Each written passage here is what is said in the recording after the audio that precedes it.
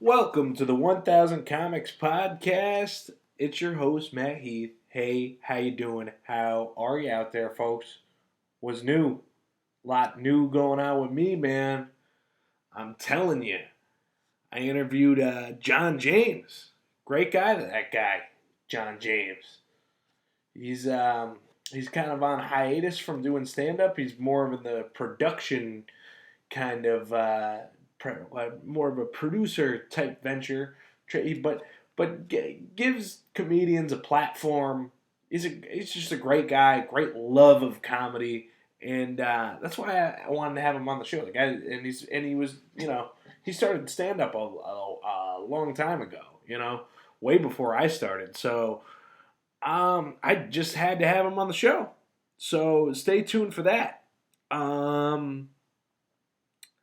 I gotta tell you guys a little story before I get into anything. And I just had my chakras aligned. I don't know if you've ever had this done for you, but I mean I don't know how much I've talked about it on the podcast, but I'm very into meditation and a female. I don't need to get into who it is. Doesn't need to. No one needs to know this in the public who it is. But she asked me, are you feeling blue? Are you feeling sad? Because she knows me a little bit that I get sad every so often, and she asked me. Meanwhile, we're watching America's Got Talent. It's the finale of America's Got Talent. And I don't think I've ever actually once. I've watched a couple comedians I know on the show. Like I watched clips of the show. I've never watched an entire episode. I really didn't know what it was all about. And there was on the contest there was a bunch of dogs doing tricks. There was this little girl and she had these dogs all lined up doing tricks. So I should have been in a great mood. Who doesn't like to see cute dogs doing what they're doing? But I was starting to feel sad. She asked me, "Do you ever have suicidal thoughts?" And I felt like I could be honest with her, and I said yes. Apparently, I feel like I could be dishonest with the public too, but I said yes, and I started to feel really sad. And you know something? I was looking at friggin' dogs doing trick. Any normal human being would be happy watching dogs doing tricks for America. You know, Terry Crews hosting the whole event. It should be a joyous occasion. And I was feeling sad. And the girl said to me, "Have you ever had your chakras aligned?" And I had it. And she aligned my chakras with this Reiki therapy, and I felt like $1,000,000. It was when these stormtroopers were in a damn stormtrooper dance competition. I'm having my chakras aligned, and before you know it, there's a big flamboyant gay guy pissing off Simon in the next dance number, and you know something? By then there was a smile on my face. Get the chakras aligned, man. The chakras. Alignment. Oh, man. I don't know how Jesus feels about all that. Getting the chakras aligned.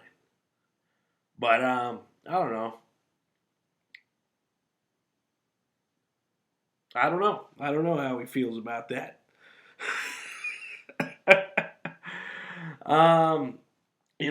It's odd that I mentioned suicidal thoughts though, and my heart goes out to a character like Jon James that I got on the show today because his father, that's how he went, man. And mental illness is a serious thing, and some people just can't take it anymore. Jon James, I think he's an awesome guy because he's got a great coping mechanism for death, and it is the fact that he collects everything fucking Ghostbusters. This guy's like the Ghostbusters aficionado. Like He loves the shit, man. And I love Ghostbusters too. So probably you're I don't if you're into Ghostbusters, you'll be into this episode. So stay tuned. Okay. First, I want to say that I'm headlining the Elbow Room, headlining the Comedy Underground at the Elbow Room May 1st, Friday. Tickets are just $10. The show's at 8 p.m. You can get tickets at the Elbow Room website.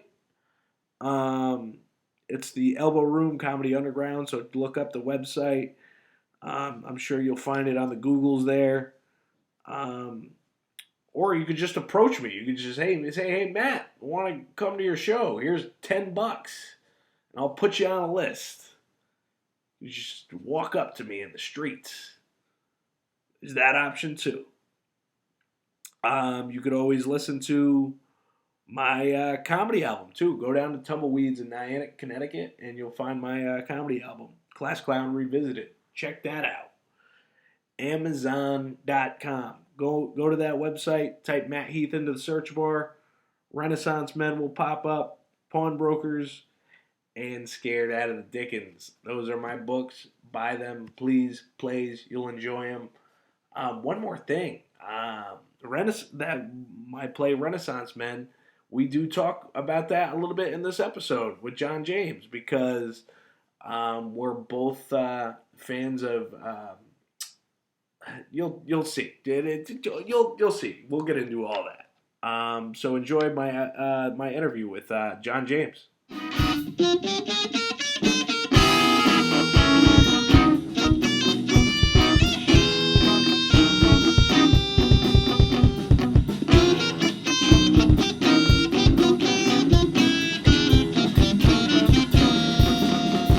Holy shit. Welcome to the 1000 Comics Podcast. I'm sitting here with my guest, Jon James. That's me.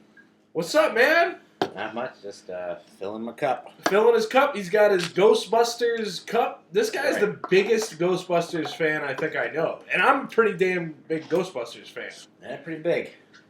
I like how the cup is green. It kind of looks like you're drinking Ghostbusters slime out of there now. Yeah, almost like an ecto cooler, but not. An ecto cooler. You like all the terminology and shit from Ghostbusters, I like just the way the way Dan Aykroyd wrote the fucking movies, he's like an encyclopedia of the paranormal. Oh yeah, and I guess his whole family, his dad or grandfather or something, used to be a parapsychologist. So. Well, yeah, that stuff that Bill Murray's doing at the beginning of the movie, where he's doing those what are they called, ESP readings, like that. I don't know. Did they ever debunk that? I think people look at that like that's crackpot psychology, right? I would assume it's. I don't know, man. It's a movie. No, I've done a little bit of reading on it. Where I think his father actually did similar experiments to that, and that's why he kind of included that in the movie. It's possible. I don't know. See, he did say a lot of it. You're a fan of Ghostbusters all around, and that was my big problem with the female Ghostbusters movie. It just didn't have it lacked Dan Aykroyd's writing, where it was all that craziness about the paranormal wasn't in it. He was in it for all of 2 seconds. Yeah. But it was a cameo role. It's that if he had written the movie, I think I would have liked the movie better. Same cast, but if he had wrote it, I think I would have liked it better. From what I heard, he had a lot of input in it. Yeah, but they didn't listen to him. They kind of did their own thing. Which I get. I like the female Ghostbusters movie, Lady Busters. Yeah. Is that what you refer to it as, Lady Busters? Lady Busters. Yeah. But I liked it. It was. Funny for what it was. It brought back. I have Ecto Cooler from a few years ago, still in my closet. I could talk about Ghostbusters for the rest of this podcast, but I think we're only going to do it for half the podcast. Yeah. But I think my other problem with it is I also used to read the Ghostbusters comic books, and there was this offshoot kind of series where Janine, Aykroyd's daughter, and his character's daughter, and Bill Murray's girlfriend, who's a cop, become the Lady Ghostbusters when like some kind of people busters come and capture the Ghostbusters. I don't think I've ever seen that. Like there's Is that these real ghosts that are Ghostbusters? like human busters, and they put the Ghostbusters in some kind of paranormal like world. Like they're I don't know like they're on the other Afterlife or something? yeah they're on the other side basically, and it's like the female Ghostbusters' job to kind of bring them back, and I'm like, that should be the fucking plot of the movie. Yeah, I don't think I've ever... Was that an episode of Real Ghostbusters or one of the comic books? That was the comic books. I don't. They might have made it into an episode. I have no idea. They have so many comic books out now for it. Yeah. But I like the Lady Ghostbusters movie that they put out. I'm kind of friends with Leslie Jones now from that movie. exactly, that's what I wanted to get to in this conversation because you told me the story about you wearing a different Ghostbusters T-shirt every day. Yeah, so- what happened exactly? So when they were announcing the new movie about, I think it was like the 32nd anniversary of the movie, of the first one. Right. And when the new one was coming out, I was like, well, I'm a big fan, so I have a bunch of shirts. So I'm just going to go on Twitter, put a hashtag together, and then just wear a different shirt every day because I have so fucking... Was it like hashtag Ghostbuster shirt or something like that? It was like, I did 32 for 32 because it was like 32 years, 32 days of shirts. Oh, okay. And then I'd hashtag them, and then what I would do is I would tag every cast member that had Twitter from the old movies and the new one. Oh, that's brilliant. So eventually, like I was in the middle of a countdown, and I got the attention of Leslie Jones, who played Patty in the movie, and she ended up like just randomly following me on Twitter and then sending me a DM and asked, if it would be all right if she sent me some shirts. Okay. So so not even. I thought there was just one shirt. She sent you multiple shirts. yeah, so she sent me about a couple days later. I ended up getting a package in the mail, and she sent me a shirt with a new logo on it, and Yeah. then she sent me one that the stunt crew gave them after the movie was over. Okay. So What's the new? I thought the logo was the same. It was, but it's like a little more shinier and shit. Yeah, kind of like when they redid the Superman logo. Yeah. Okay. Yeah. So she sent me those shirts, and then she just kept in contact with me before the movie came out. I just told her to let her know how it was after I saw it, and after I saw it, I let her know I enjoyed it, and she just kind of kept in contact with me. And then about a year later, I was going to propose to my wife, so I asked her if she would help me propose to my wife. I just Really? did a quick video, yeah. So she said, I'll see what I can do, and then like a week or two later, she ends up sending me a video of her and Kenan Thompson from Saturday Night Live. Right. We were in a writing room, and then basically she sent me the video. It was like only a 10-second video, but it was like, hey, Carly, Jon James has something she wants to ask you. And then both her and Kenan just go, whoa, like this shit. Oh, okay. Yeah. And then I just used it to propose to my wife. And then Is your wife a big like SNL kind of fan, like fan of stuff like that? yeah, kind of. She started more liking the Ghostbusters stuff when Oh, she okay. started dating me. Oh, really? I got Okay. her into it, but she's more of a fan of the second one than the first one. So I got you. she's wrong, but The second one meaning the Ghostbusters 2. Oh, the second. Yeah. She's more of a fan of that one. Yeah. What's her reasoning for that? Because I mean, I like it, but I don't like it as much as the first one. Honestly, I have no idea. I was drunk or high. I don't know. But I also saw that Leslie Jones, since we friended on Facebook, I saw that Leslie Jones sent you a poster of her new tour. Right? Yeah, so she's been randomly sending me stuff. Like she has some stuff at her house. Like I don't know if she's moving or something, but she'll like, hey, I'm gonna probably try to get rid of this. You want it, so she'll send it to me, and then randomly, like she sent me like a Lego Ghostbusters set, and she sent me a mug that they got on the movie. Really? Yeah, a bunch of other stuff she just sent me. Yeah. So it's weird because we have this kind of thing in common. Obviously, you have more of a pull with her than I do because you're getting all this free shit. But I when I was working at the Funny Bone, which you also worked at the Funny Bone, we got a lot of the same trajectory going, man. Yeah. But when I was working there as a fry cook, I wanted to give. I wrote this play called "Scared Out of the Dickens," and it's like a modern take of Charles Dickens' Christmas Carol, and it's about a teacher. Like Scrooged? Yeah, kind of like Scrooge, but it's about a teacher who's like living in Florida and working at like an inner city school, and like basically the premise of the play is that she's like lost her way in teaching.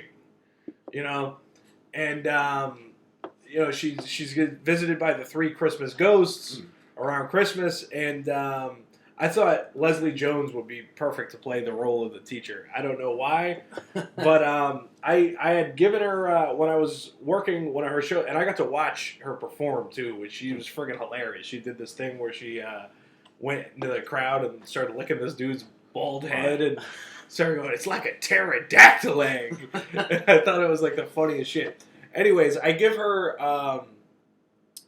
like after when she's coming out leaving, she's got to come through like the kitchen to like get in her like Escalade or whatever she was driving. But I gave her this script, but I also gave her this tie that I had made, and it was like a Ghostbuster. It was like a Ghostbuster symbol on it, but he was like holding up the 3 like for Ghostbusters 3. So I gave her that, and then like a week later, I had gotten like the script back in the mail because I had included my address with the script, and I open it up, and there's like a handwritten letter from her, like saying, like, I didn't realize this was a script. I can't like take anything, anything that's like written like this, like according to my lawyer or whatever.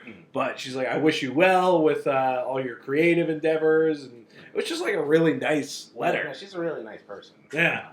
Yeah, she sent me that autographed picture. It was like a poster. Like, she didn't even tell me she was sending it. It just showed up at my house the other day. Yeah. A poster from like the poster of her tour, her Netflix special, which is really good if you haven't watched it yet. Yeah, she seemed really sweet, and we took a selfie together, and but the other thing that happened was apparently she had like dropped her like monogram towel.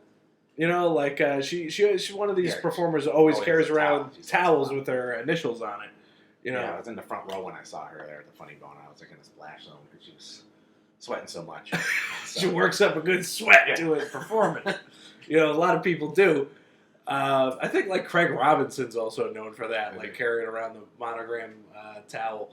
But apparently she had dropped her towel when she was talking to me, like in the parking lot. And when I show up to work the next day, was there? I don't know if you remember Ann. She's the kitchen manager. I worked there from 2007 to 2011. Okay. So we were completely different time periods working there. I had the Renaissance days there. I was one of the original bones, all right? The original bones of the Funny Bone. And she dropped the towel, and when I went to work the next day, Ann says to me, the kitchen manager at the time, she goes, "You got to bring this towel to Leslie Jones. Like, I saw her drop it when you were talking to her." And I'm like that is like so I don't know, kind of embarrassing. Like does she think she really wants a towel back that like I could have supposedly had kept like overnight? Like slept with it. Sweet love. I didn't want to get her to get that vibe, but I mean, I knock on the green room door, and I give her back the towel, and like her whole like entourage or whatever there is just like sitting there, and it was definitely an awkward moment. You know what I mean? But anyways, I think you definitely seem to have a better relationship with Leslie Jones than I do. I mean, yours consisted of giving her a script. You gave it right back to you, and you gave her a dirty towel. So that's progress, I guess. You're her second best friend. Now, you've been doing comedy for how long? I started in 2007-ish, I want to say. 2007, and you told me you kind of started around at the same time as like Pat Oates and like... Yeah, my first show was at this place called Sweet Jane's. I don't know if you're Darren Rivera. Darren Rivera, yeah. There used to be a bar on Pratt Street. Darren Rivera ran the open mic there. I just started working at the Funny Bone, and I wanted to get into doing comedy, and I found out one of the guys who worked at the Funny Bone was also an open micer. Right. Mike Shoestock. Okay. So me and Mike, he took me to that show to check it out, and that was also one of the first times I met Pat, and I think Pat had just started like recently. Right. So I went up there my first time, and I was like, man, I'm going to kill this. And I got up on stage, and I just made a bunch of fart noises, and I felt bad, and I left. So, that was the first time on stage. I just thought I was gonna be able to rip it, but I can't. I didn't have anything written, so I just.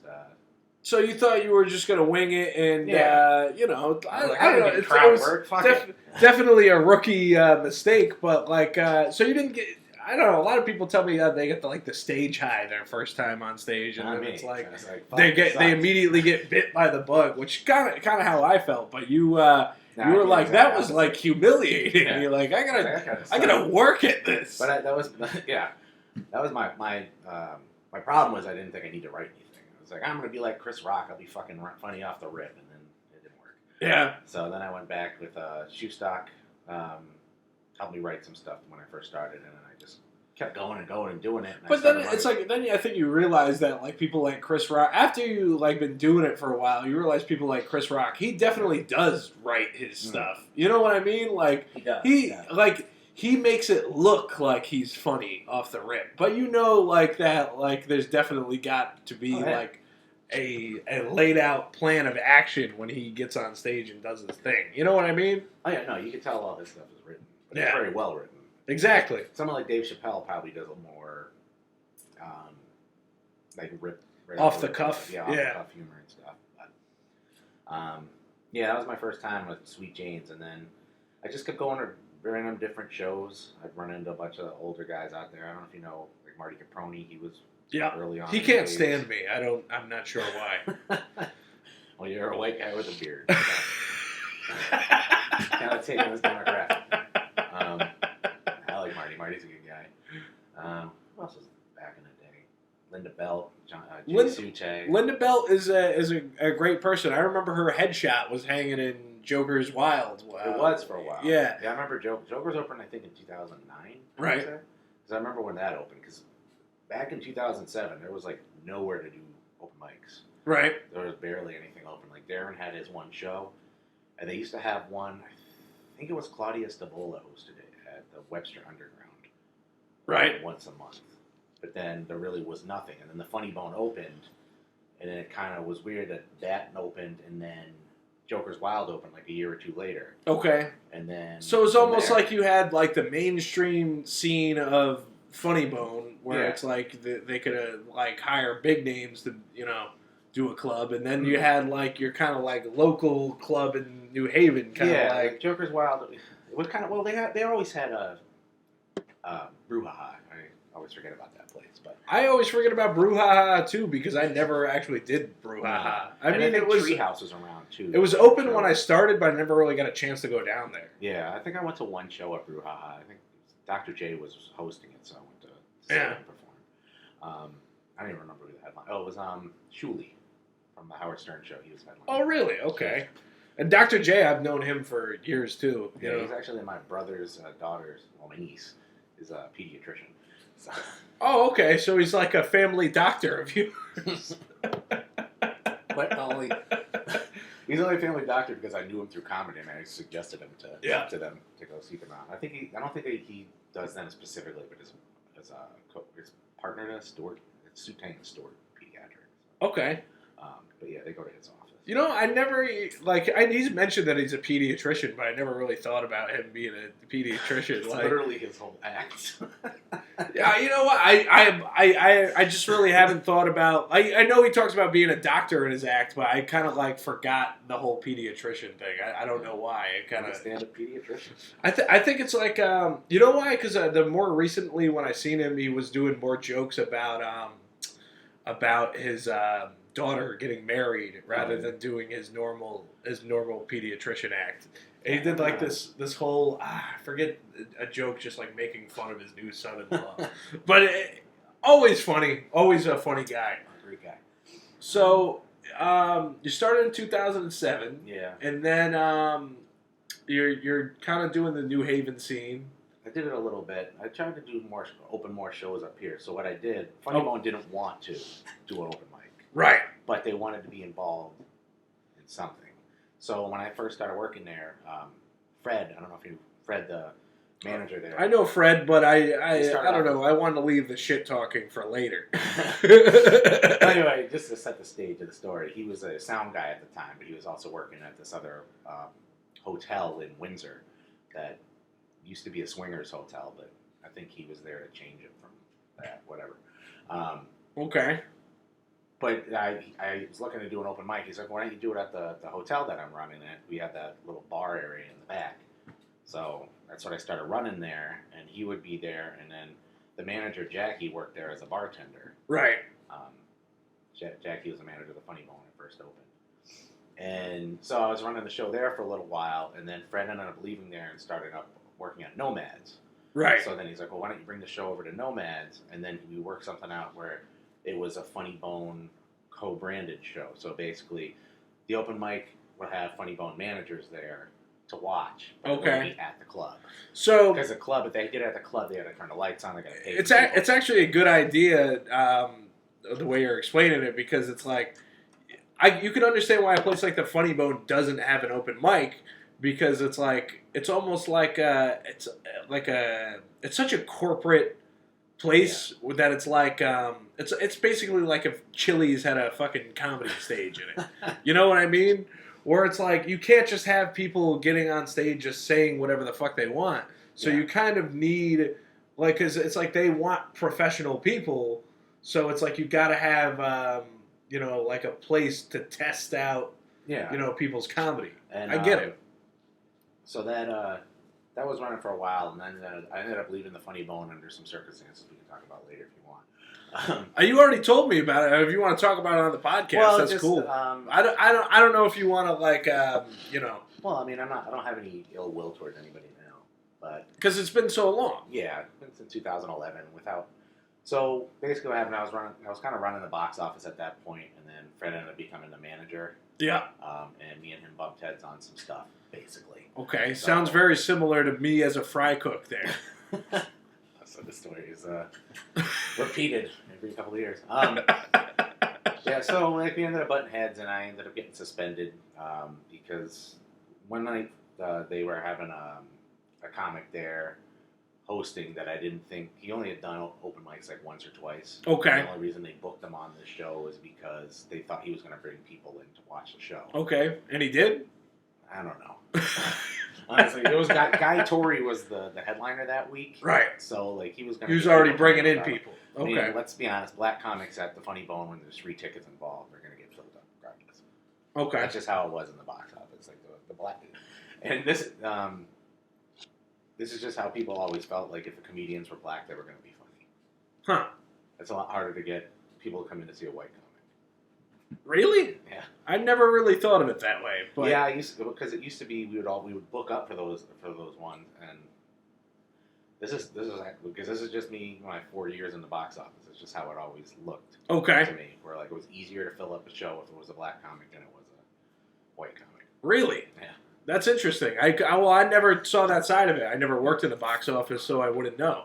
That's definitely like a different insider take on it. Yeah, that's just what I noticed a couple of years. I mean, it's okay. It doesn't really mean that much. There's going to be funnier ways either way. It's just so go on. Like so your demise in the working the box office happened with. So basically, me and Fred, I got in a little argument with him on Facebook because he had booked this guy, and I thought because the night before Dr. J opened on Friday, and he was gonna or Thursday, and he was gonna have this other kid come in Friday, Saturday, and Sunday. Right. And I was just because I thought it was hot shit at the time because I was doing my stand up and I was doing well, but I never got offered to work there.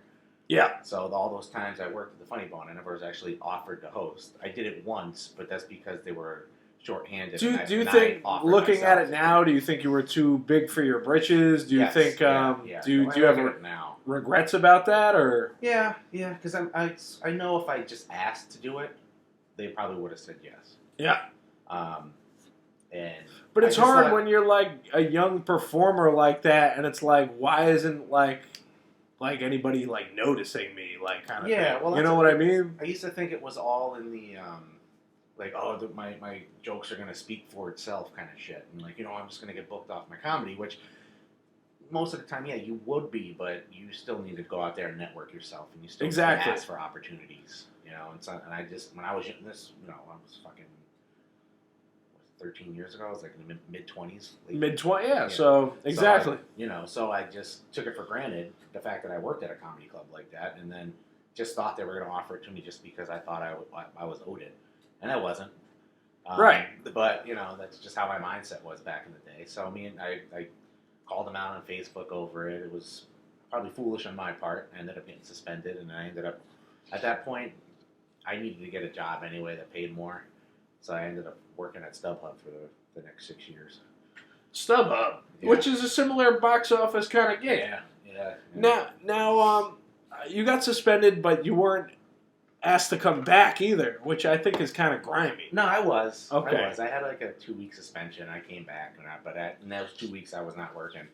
I found the job. Now, what happened with me was, and I haven't told this story on the podcast yet. I guess you're giving me a full opportunity to two guys who no longer work at the Funny Bone. Well, but honestly, I think this will be good for comics to listen to this. Because there's a lot of younger comics than us and like newer comics than us that listen to this podcast.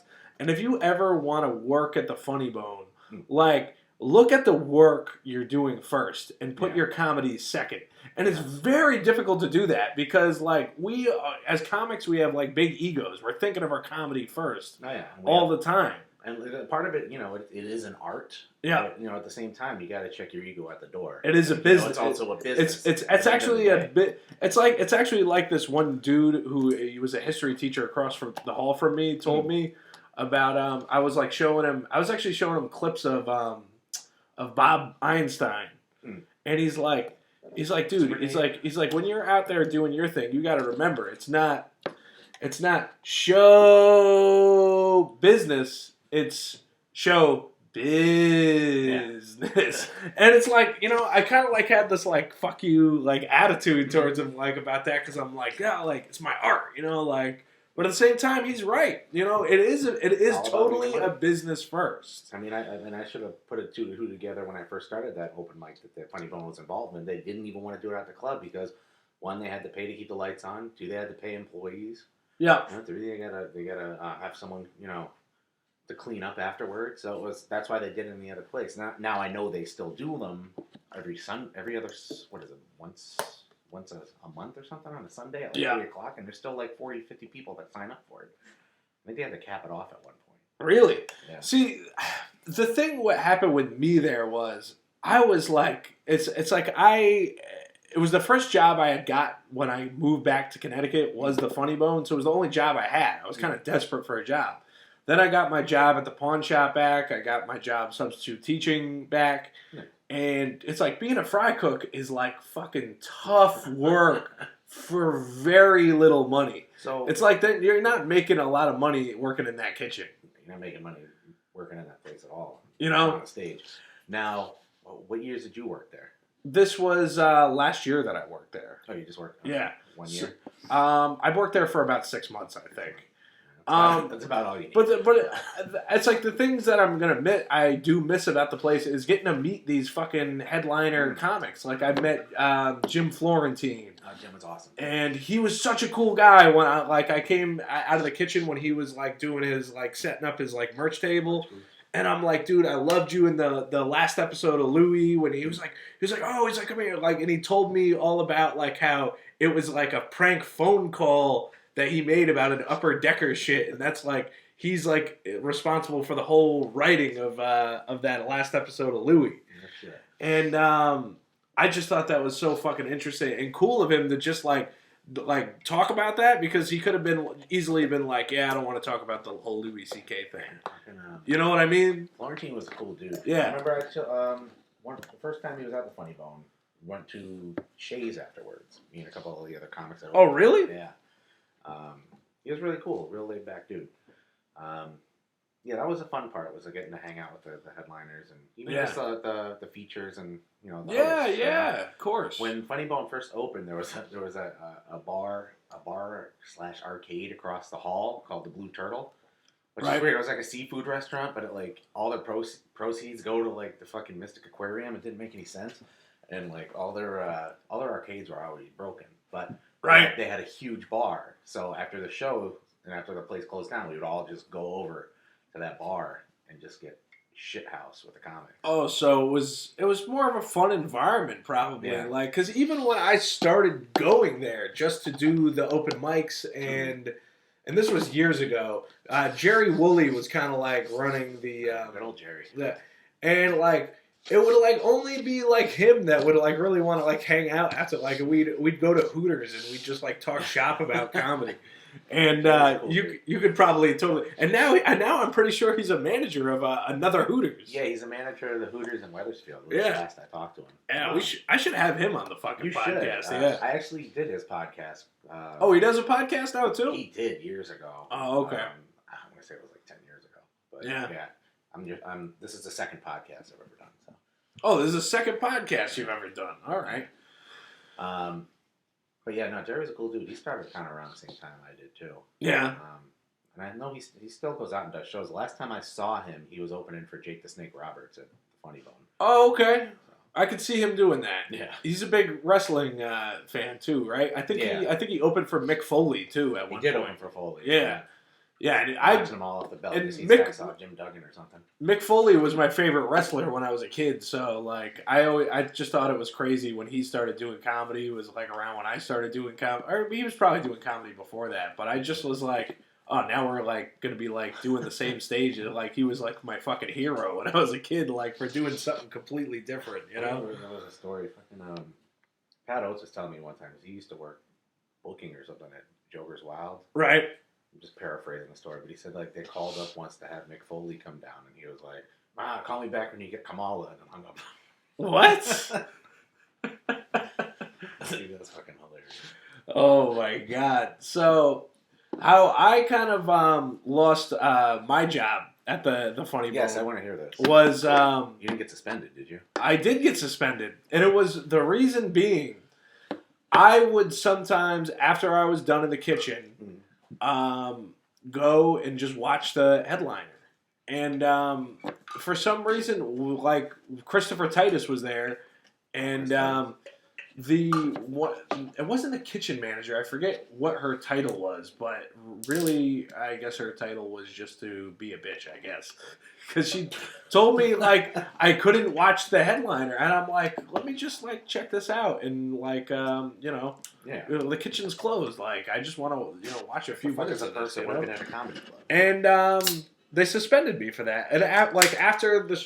But the weird thing is, after the show... I went and I waited in line with the crowd and talked to Christopher Titus, and his wife is like maybe me getting suspended had something to do with his wife being a manager, or I don't know, owner of a few Funny Bones, I guess. Oh, is she? Yeah, like she's like had something to do with the chain, I guess. But he took me to the side and like he's like, "You're a comic?" And I'm like, yeah. And he actually takes me to literally takes me to the side. Like we're like talking in the corner, like near like the doors are locked, but we're like standing near the doors. And he's like, how many years have you been doing it? And I'm like, about 6 years. He's like, your first 10 years, like you're just gonna be finding your voice, and then like he's like, I don't know, for some reason I forget verbatim what he said. But basically that I'm not going to be making any real money until I'm 15 years into it or whatever. And but it was just the way he was talking to me, it was just it felt like while all these other people were kind of putting me in this box of being a fry cook, he totally saw he probably remembers who I was, what I mean? And wanted to he I felt was the only person talking to me like a person that day, and then the next day I'm suspended,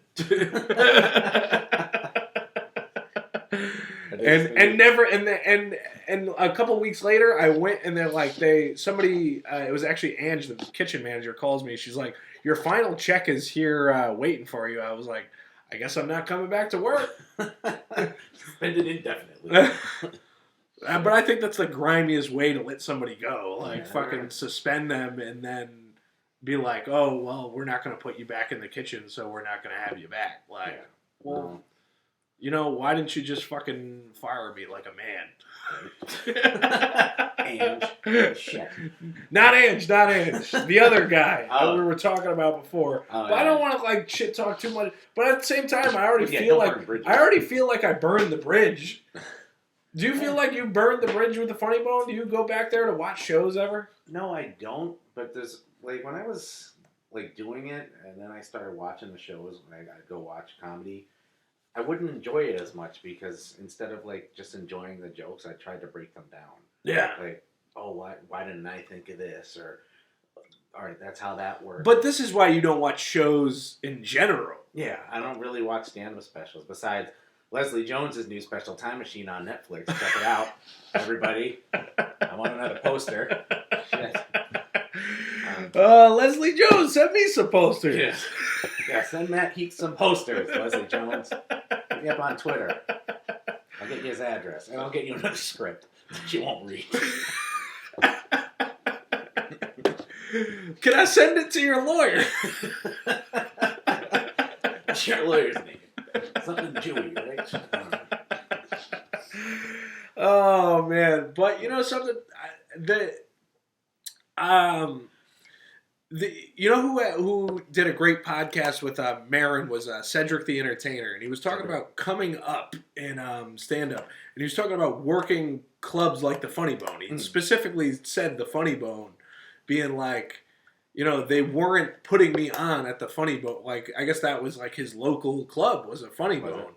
And he was like, they weren't putting me on at the Funny Bone, and they weren't like letting me do the type of comedy I wanted to do, where it's like, he's saying that like black comics, you know, like to be able to comment on what people are wearing in the audience, and it's just like not doing like a strict regimented set. And they wanted him to do certain types of jokes. So he was like, I just want to be able to say whatever I want to say, which is like inherently the problem with a corporate venue like that. Was he the headliner, or was? Well, he was like a working host at the time. Oh, host, okay. Working host, working feature, but aspiring headliner at the same time, and then talking about realizing he should open up his own rooms and do his own thing. And it was like, this was just recently that I heard this, and it was like, it actually made me feel so much better about the whole, getting suspended from Funny Bone situation, where it's like, because it's like, well, it's obviously not exactly what I went through, and it's not exactly what you went through, but at the same time, it totally speaks to what we're going through. You know what I mean? Like, I feel like the battle of like what I can say like in a corporate like venue. It's like I don't know. It's like the difference between an indie movie and a fucking studio movie. Yeah, you know what I mean? Well, right. I don't want to be the studio comic. I want to be the indie comic. You know what I mean? Yeah. I feel you. I don't know where I want to go with this. Well, at the same time, you're kind of on a little hiatus from doing comedy. Yeah, I've been kind of on a hiatus since like 2011, really. I kind of just keep my toe in the water by running random open mics here and there. Usually at the Blackboard Cafe and Right, exactly. So you don't do stand up now, but you run open mics. You still have a passion for it, obviously. Yeah, and I just like to just see people tell jokes. Okay. You know, and I like to see people succeed. I've been running that show probably since 2009, 2010. So what the hell are you, Willy Wonka? Like, who does that? I just like to watch. Do your jokes. You're like Danny DeVito's character in the Andy Kaufman movie. You're looking for that fucking comic. You're Shapiro. I guess I'll take that as a compliment. But yeah, I still kind of keep my, my toe in the water there just by watching. But this year I'm kind of just backing off a little bit to give Melissa Misconduct. Melissa Misconduct Elmore. Yes. And interestingly, very, very funny. Interestingly enough, as good of friends as you are with Leslie Jones, you're friends with Melissa Elmore, which is. This ties this shit all together. The Scared Out of the Dickens play I wrote. Oh. I read that during the podcast I did with Melissa. Listeners, if you want to go back after this episode, check this out. Check that out because I haven't yet. We read the play together. I had her as the lead lady read the much like I want Leslie Jones to play if it were ever a movie, I suppose. Well, you ever do like one of those really independent ones and then just put it down on like the. But like I said, I don't want to be the studio guy now. Yeah. Leslie Jones is the studio. We got Melissa Elmore, which is the indie version of Leslie Jones. She needs to get me her poster signed too. No, you hear that, Melissa? Get us some damn posters already. Yeah, misconduct. Where the hell's my autograph poster? Tweet me. No, but you can just do like make it an indie film, put it on the festival circuit. Yeah, a couple awards. Okay, and then the studios will make it with Leslie. Like they'll just do a reboot of it or a reimagining. Whoa, now that's a thought. Right. I see. I've always I'm a huge Kevin Smith fan. Like Clerks is one of my favorite movies. So if I were to ever make a movie, I probably would want to go the indie route, anyways, because there's indie movies are so raw. They are. Like what's your favorite indie movie? Black Dynamite. So I have never seen that. That's like a blaxploitation film. Yeah, so it's a comedy. It just kind of makes fun of a satirical look at blaxploitation films. Oh, so it's okay. So it's even even a step back from the blaxploitation. Okay. Yeah. So it's not like they're making fun of it. So it's almost like making fun of a movie like Dolomite. Yeah. Okay. That's basically what it is. Yeah. It's really good. Check it out if you haven't seen it. I will check that out. Is Borat a independent film? I don't know. I don't know if Borat counts as an indie movie. I mean, it's filmed like an indie movie. Right. I like that one too. All right.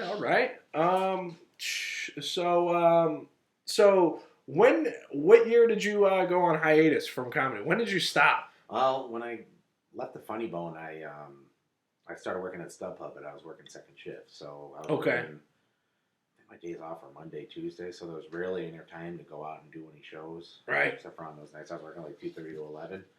So for a good 2 or 3 years, I was rarely. Do you have kids? You're married now. You have kids? I'm married. No kids. No. No kids. I have a cat, but marriage, I'm sure it takes up a lot of the time that you could be doing comedy. Yeah. And I just I was doing open mics for a long time, and I just kind of. You see, a lot of them are down in the bottom of the state. I'm like, do I really want to spend all this time driving down in traffic and I hear you. For gas? But something? There's a whole new Hartford scene. I feel like you come down to the Elbow Room. The Hungry Tiger's still going. Yeah, I've been to the Hungry Tiger a couple times. I like that place. It's nice. So why not just I know your toes in the water, but why not just be waist deep? Just start practicing out some mics. I can't swim, motherfucker. That's why. You're the first non-active comic I've had on the show. So I just literally killed your show.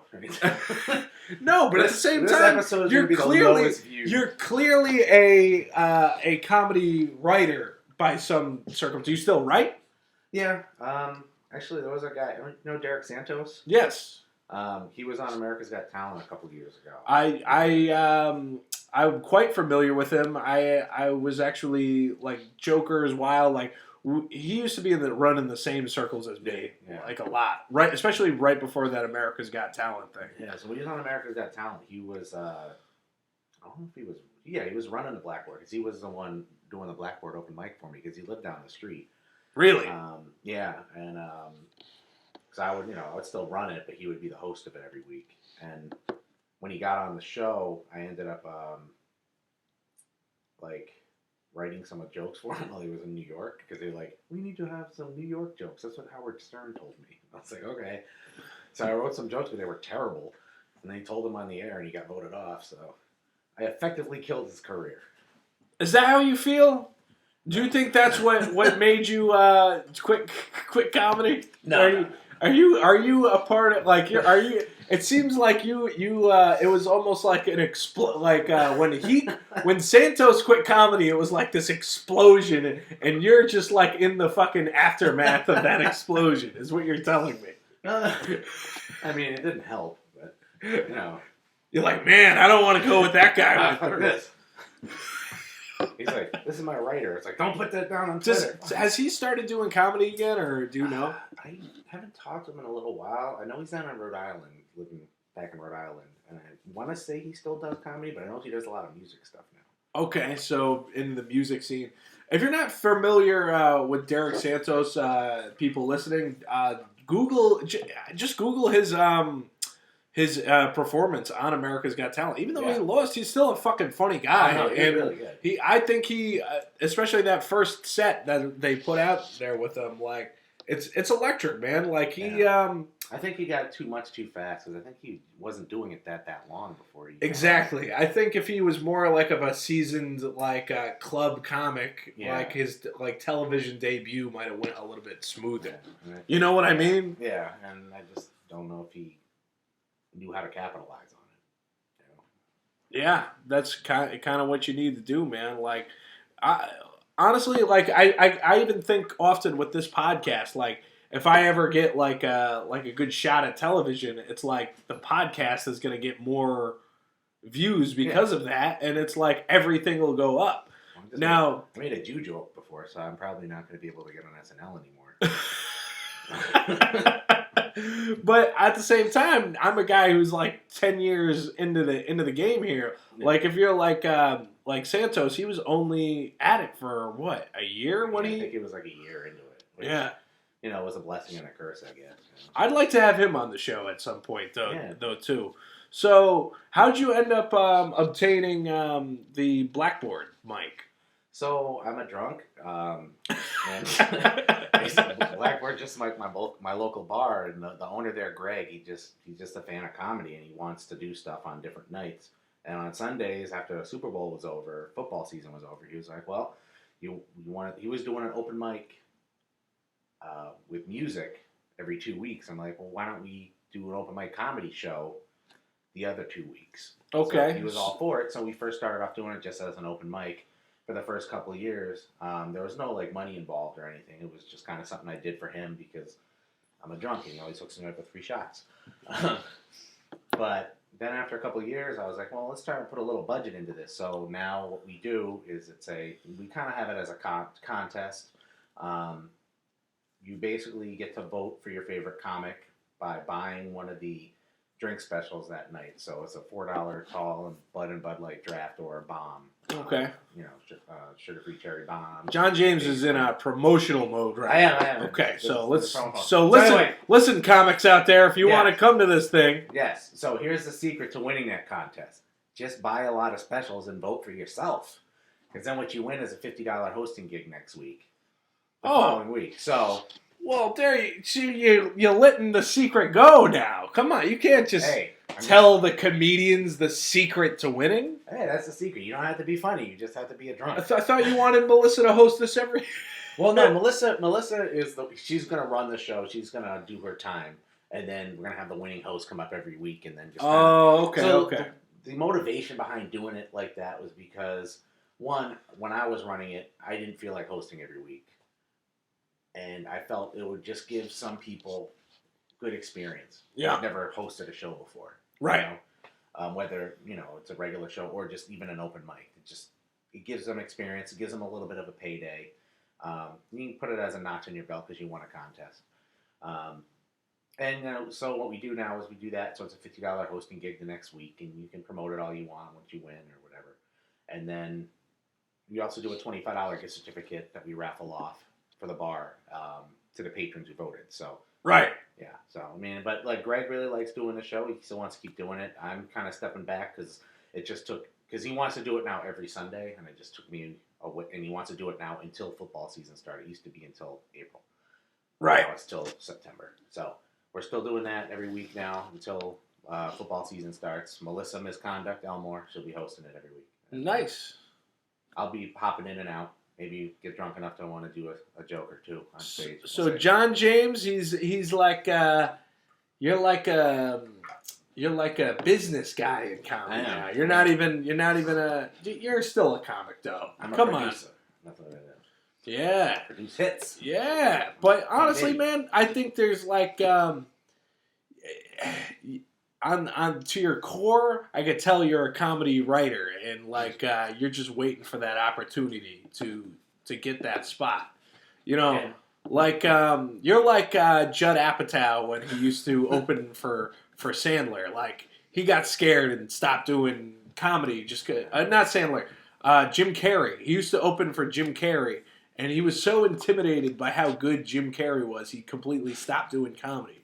But that doesn't mean like he can't still be Judd Apatow, and that means I think there's gonna be there's Jon James fans out there somewhere, Just and my life in McCann. they're yearning for your comedy, sir.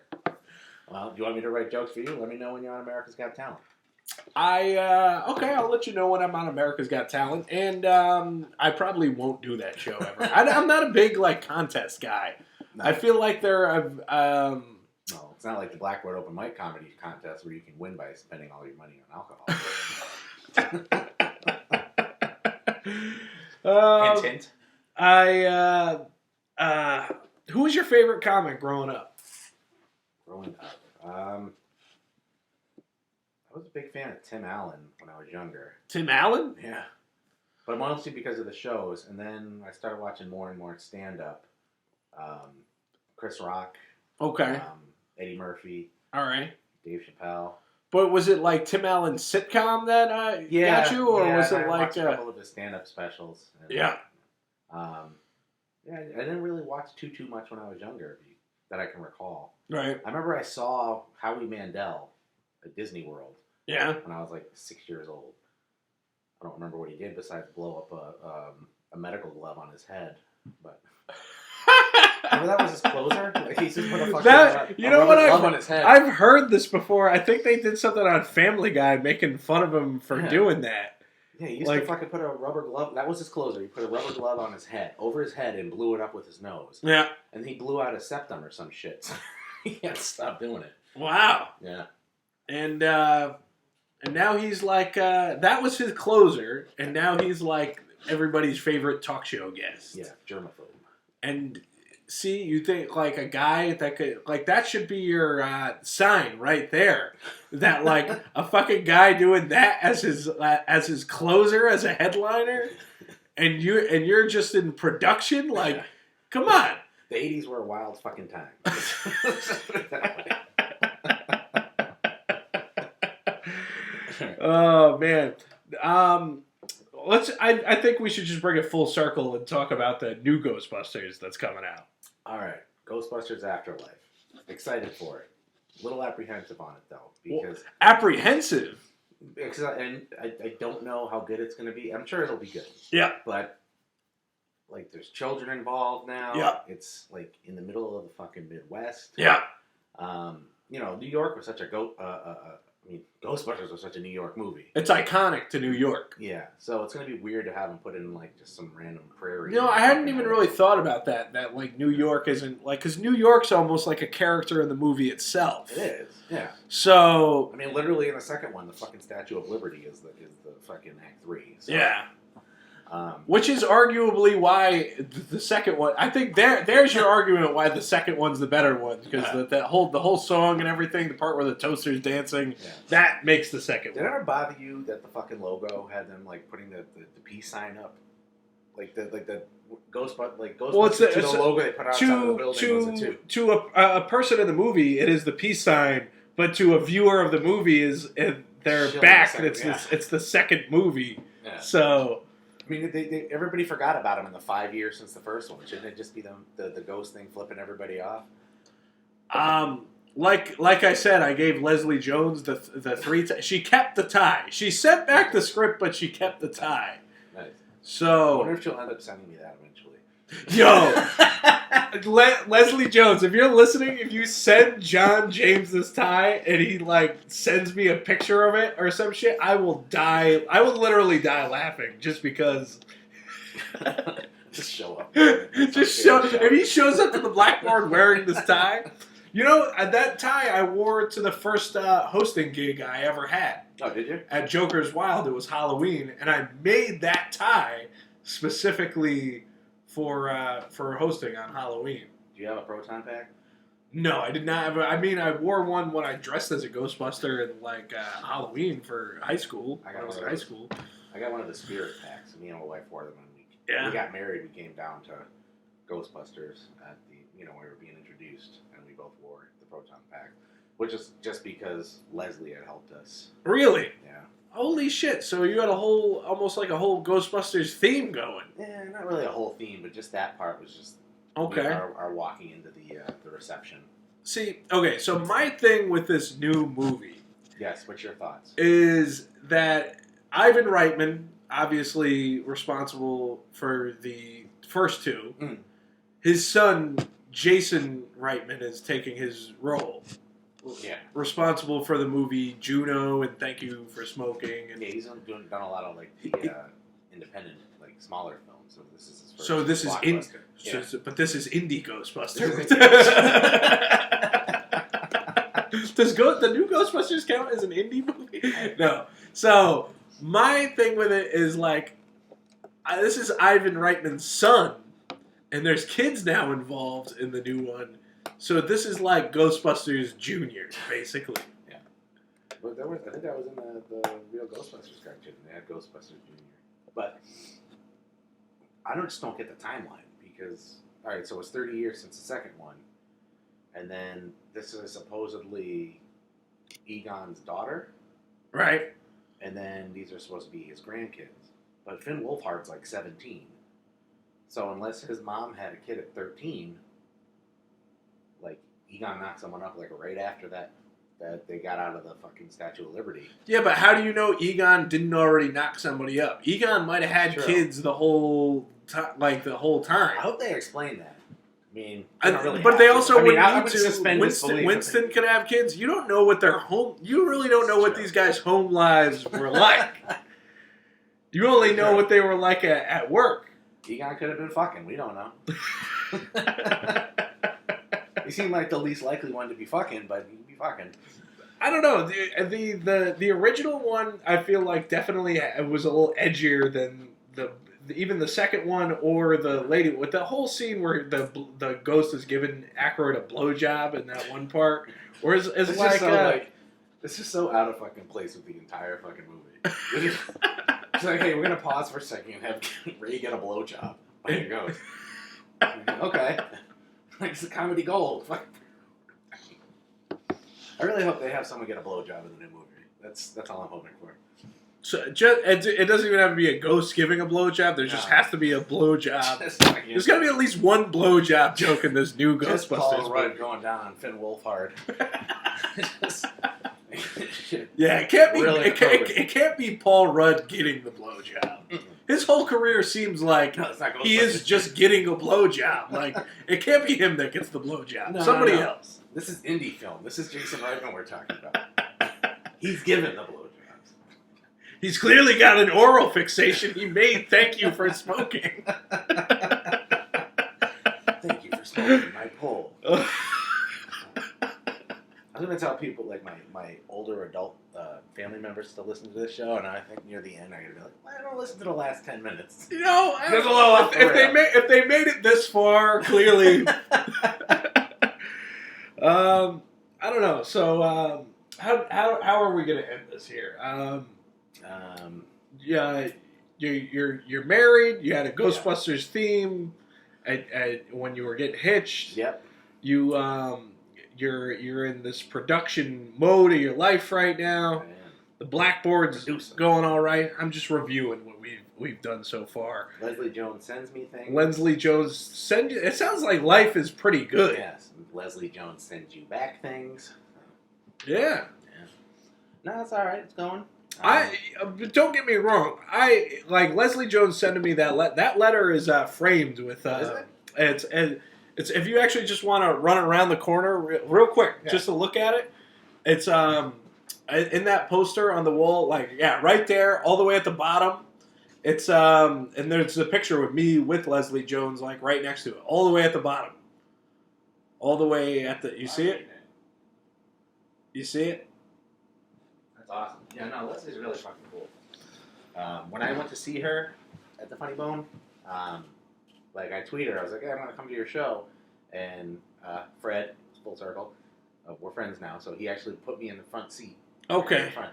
So as soon as she got on stage, she saw me. She's like, "Jon James, you've been the one who's been harassing me on Twitter," and then gave me a fucking high five, and then got a little bit of a laugh, and then we just.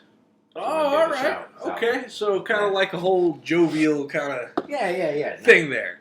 So I finally, I got to meet her and thank her in person for everything she did to help me out. So that was probably when you met her at there. That was probably at the same point when I met her too. Yeah, she was been there once. Yeah, the one time she was there. Okay. Friday or Saturday. So, yeah, you're probably working in the kitchen. I didn't order any food. Don't ever order food at the Funny Bone. Always eat before you get there, because. I mean, when I was cooking there, it was all right.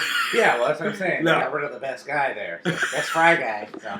No, but honestly, the way the kitchen is set up is fucking ridiculous. It's like it's incredibly small. If you think about how we talked about this before too. It's like you order a food there. It's like all the food needs to be made at the exact same time. Exactly. So you're literally getting 300 people sat in a room within a half hour, all ordering food at the same time. So no matter how big your kitchen is or how many people you have in there, it ain't gonna come out real quick. Yeah. So. Have dinner before or after, and just order a couple fucking drinks because they have drink copiously. You got the two. They got the 2 drink minimum in a club like that. So just have the 2 drinks. And you know something? I just want to say, because you obviously mended some fences with you burned bridges, but you mend fences with Fred. And I want to extend an olive branch if he's listening out there. That like I'm no longer mad about the whole thing, and I don't know. I don't even know. I don't know if I want to go as far as to say that I'm sorry, but I'd like to be friends again, man. Because he did give me that job, even though I lost the job. He was kind enough to give me the job in the first place. Yeah. So. And there was things that I liked about it, and there was things that I didn't like about it. There's one time when I was working there was this comic that was on stage, and I don't even remember his name, so I won't bring his name into it. But he made a joke about the waitresses all being hoes and stuff like that, right? Saying that they're all just got out of rehab and they're all addicts and stuff like that. And it's the Funny Bone does hire people in recovery and stuff like that. And he made this waitress fucking start bawling, man. She came back and she started crying to me and telling me about it. And I felt like I had to do something about it. So I went to the green room and I talked to the comic. I was like, "Listen, you made that girl cry, man. You should go back and say something to her." And he did, and he apologized to the girl, and honestly, I felt like that was kind of my role there. As a guy who was the working class dude there, I was also a comic. Yeah. So I had understand both sides. So, but it's so I had this worldly view, but I also had a view from the entertainer's perspective, and I think a lot of that fucking clashes, and it makes it hard to work there. You know what I mean? Yeah. It was like that. Because I did not only box office, I was doing security for a while, and then you're in the showroom, and you just kind of, you're not supposed to do anything besides just watch the audience, and I would spend most of the time just watching the comics. Yeah. But yeah, there was a lot of crazy stories working there. My favorite was when Eddie Griffin almost got arrested. Eddie Griffin almost got arrested? All right. Could you just tell this story real quick before we... Okay. All right, so here's what happened with Eddie Griffin. I shouldn't be dropping names, but fuck it, whatever. So Eddie Griffin... Eddie Griffin's not going to be sending us any free stuff. Yeah. No fucking signed posters from Eddie. He was just up on stage, and then, I don't know if he was going through a bad time in his life. He might have been. I don't fucking know. But he was on stage, and he started lighting a cigarette. Right. To smoke on stage, which we're in a mall in fucking Connecticut. You can't smoke in a mall. So he was smoking on stage, and we just kind of let it roll though because he's a talent. And yeah. He had a ridiculous fucking contract. So we let it roll, but then people in the audience thought that they could smoke in the crowd too. So some guy lit up, and one of the bouncers went over and asked him to put it out, and he said no because Eddie was smoking it. So he was refusing to put it out and refusing to leave, so the cops ended up coming. Really? When the cops came, he ended up like almost inciting a riot. Eddie did, because he kept yelling at the cops or harassing his fans. Wow. Yeah. So he ended up having some sort of arrest warrant or something out for him in Manchester for a while. Really? But since then he's come back. I think everything's fine. But you know something? I was just thinking fucking last night. I was watching an old Dangerfield special, and fucking it was actually Dice Clay and fucking Bill Hicks back to back. They were both smoking on stage, and I'm like, the dudes back then were like fucking. Like, they would relish in it, the fact that they were smoking a cigarette on stage as a comedian. They would totally relish in it. And it's like, it seems like nowadays, if you were to smoke on stage, it's like a total fuck you to the establishment. Chappelle does it a lot. Like, if you watch his last couple specials. But he vapes. He does vape now? He's vapes. Oh, okay. I think he smoked. I remember him smoke because I saw him when he got kicked off the stage in Hartford, and he's totally smoked a cigarette on stage there. But that was an outdoor venue. Okay. It was the Meadows. Yeah. So I mean, you're still outside. I mean, you can't smoke in there, but you know, who's gonna fucking tell Chappelle he couldn't do it? Yeah. Anyways, but that's pretty crazy about Eddie Griffin. Yeah. Anyway, stories, a lot of good times. Well, anything you want to promote or put out there before we wrap it up here? Sure. Blackboard Cafe open mic comedy show every Sunday till football season starts. Every Sunday. Every Sunday. Sign up at 8:30, 9 o'clock, showtime-ish. And then, like I said, you can win the contest, $50 hosting gig the following week, and also win a $25 gift certificate for just going to the show. Also want to promote the wrestling show that I do ring crew for, Blitzkrieg Pro up in Enfield. They're going to be doing a show on February 29th with D'Lo Brown. Just go check it out if you like independent pro wrestling. It's a good time. All right. Jon James, former comic, producer, Ghostbusters enthusiast. Oh, yeah, go see Leslie Jones's Netflix special. And go see Leslie Jones's Netflix special. Thank you so much for being on the show, man. I appreciate it. Man.